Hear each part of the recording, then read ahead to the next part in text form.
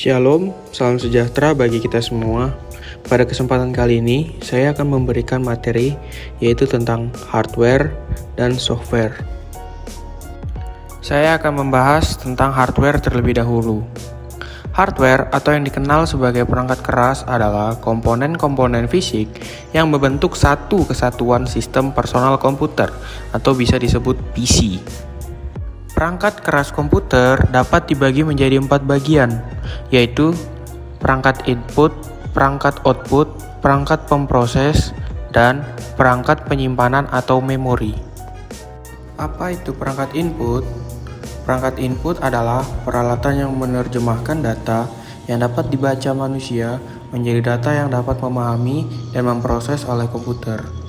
Contoh dari perangkat input adalah keyboard, mouse, dan sumber data entry perangkat. Contoh dari sumber data entry perangkat adalah scanner. Apa itu perangkat output? Perangkat output adalah alat yang digunakan untuk menampilkan hasil dari proses pengolahan pada CPU. Contoh dari output adalah monitor. Monitor alat yang digunakan untuk menampilkan hasil pengolahan data berupa grafis. Dan yang kedua printer. Printer alat yang digunakan untuk mencetak hasil pengolahan pada komputer menjadi hard copy. Apa itu perangkat pemproses? Perangkat pemproses adalah alat yang digunakan untuk melakukan pengolahan data pada komputer. Contoh dari perangkat pemproses, yang pertama adalah prosesor. Prosesor sebuah chip yang berfungsi untuk mengontrol dan mengolah data pada komputer. Yang kedua, motherboard. Motherboard adalah sebuah papan induk di mana semua komponen alat proses diinstalkan. Apa itu perangkat penyimpan atau memori? Perangkat penyimpan atau memori adalah perangkat yang digunakan untuk menyimpan program dan data yang akan digunakan oleh komputer. Tipe dari teknologi memori adalah yang pertama RAM, Random Access Memory. Yang kedua ROM, Read Only Memory. Yang ketiga CMOS, Complementary Metal Oxide Semiconductor. Yang keempat, flash memory. Yang kelima, flop disk. Yang keenam, optical disk. Dan yang ketujuh adalah flash disk. Setelah saya membahas tentang hardware, selanjutnya saya akan membahas tentang software. Software atau disebut perangkat lunak adalah istilah umum untuk data yang diformat dan disimpan secara digital, termasuk program komputer, dokumentasinya, dan berbagai informasi yang bisa dibaca dan ditulis oleh komputer. Perangkat lunak sistem. Perangkat lunak sistem adalah perangkat lunak yang berhubungan langsung dengan komponen-komponen perangkat keras komputer, perawatan, maupun pemrogramannya.